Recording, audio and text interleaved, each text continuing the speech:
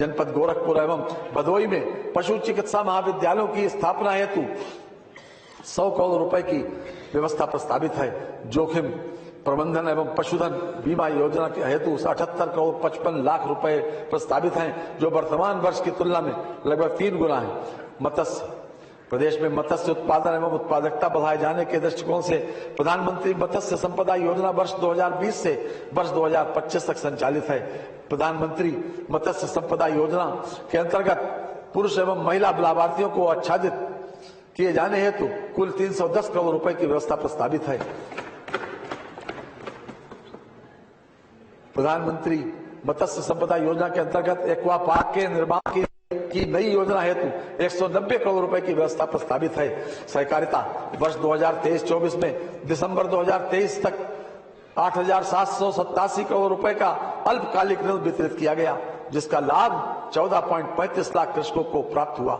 वर्ष 2023-24 में दिसंबर 2023 तक 257 करोड़ रुपए का दीर्घकालिक ऋण वितरित किया गया। प्रारंभिक सहकारी ऋण समितियों के माध्यम से किसानों को कम ब्याज फसली ऋण उपलब्ध कराने हेतु 525 करोड़ रुपए की व्यवस्था प्रस्तावित है। भंडारण योजना के अंतर्गत पैक्स के गोदामों के सुदृढ़ीकरण एवं मरम्मत हेतु 30 करोड़ रुपए की व्यवस्था प्रस्तावित है। खाद्य एवं रसद रबी विपणन वर्ष 2023-24 हेतु भारत सरकार द्वारा गेहूं का न्यूनतम समर्थन मूल्य 2125 रुपए प्रति क्विंटल निर्धारित किया गया।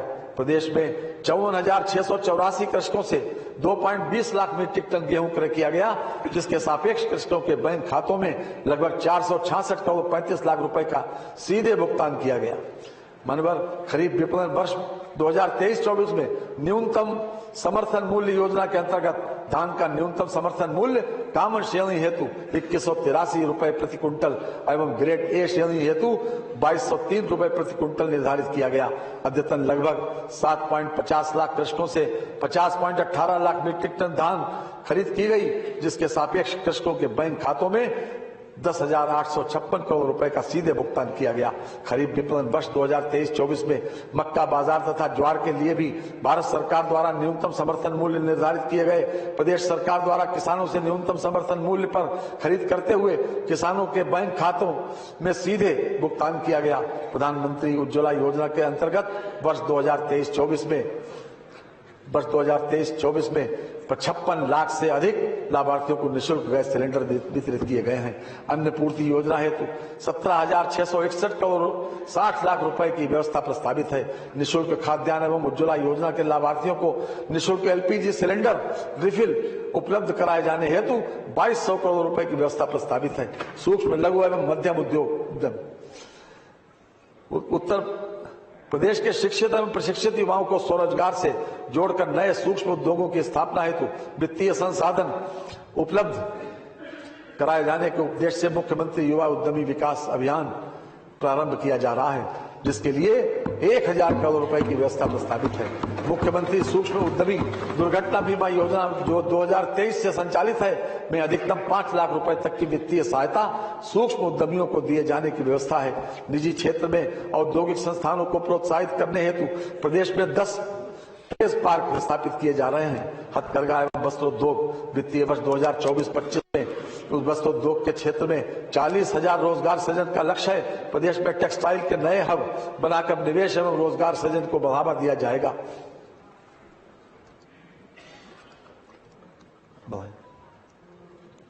प्रदेश सरकार द्वारा हथकरघा बुनकरों के साथ साथ पावर लूम बुनकरों के उत्थान के लिए अटल बिहारी वाजपेयी पावर लूम विद्युत फ्लैट रेट योजना हेतु 400 करोड़ रुपए का बजट प्रस्ताव है। PM mega integrated textiles and apparel योजना के अंतर्गत लखनऊ हरदोई में लगभग 1,000 एकड़ क्षेत्रफल में मेगा टेक्सटाइल पार्क स्वीकृत किया गया है। ये पार्क टेक्सटाइल एवं परिधान क्षेत्र में 10 से 15,000 करोड़ रुपए का निवेश आकर्षित करेगा, जिससे लगभग 1 लाख प्रत्यक्ष और 2 लाख अप्रत्यक्ष रोजगार के अवसरों का सृजन होगा। पार्क की स्थापना हेतु 200 करोड़ रुपए की व्यवस्था प्रस्तावित है। जनपद वाराणसी में national institute of fashion technology NIFT की स्थापना के लिए भूमि क्रय हेतु 150 करोड़ रुपए का बजट प्रस्तावित है। खादी एवं ग्राम उद्योग पंडित दीनदयाल उपाध्याय ग्राम उद्योग रोजगार योजना के अंतर्गत लाभार्थियों को ब्याज उत्पादन की सुविधा 3 वर्षों तक दिए जाने का प्राविधान है। योजना हेतु 14 करोड़ रुपए की व्यवस्था प्रस्तावित है। खादी एवं ग्राम उद्योग विकास तथा सतत रोजगार प्रोत्साहन नीति के अंतर्गत 15 करोड़ 75 लाख की व्यवस्था प्रस्तावित है। प्रदेश में माटी कला के परंपरागत कारीगरों को रोजगार से जोड़ने हेतु माटी कला समन्वित विकास कार्यक्रम के लिए 11 करोड़ 25 लाख रुपए की व्यवस्था प्रस्तावित है। आईटी एवं electronics Uttar Pradesh data centre नीति 2021 के अंतर्गत 3 अत्याधुनिक निजी डाटा सेंटर पार्क्स विकसित करने तथा राज्य में 250 मेगावाट डाटा सेंटर उद्योग का विकास किए जाने का लक्ष्य था। नीति को अधिक युक्त संगत बनाते हुए 8 डेटा सेंटर स्थापित किए जाने का लक्ष्य रखा गया है, जिसमें प्रदेश में 30,000 करोड़ रुपए के अनुमानित निवेश से 900 मेगावाट क्षमता के सृजन का लक्ष्य रखा गया है।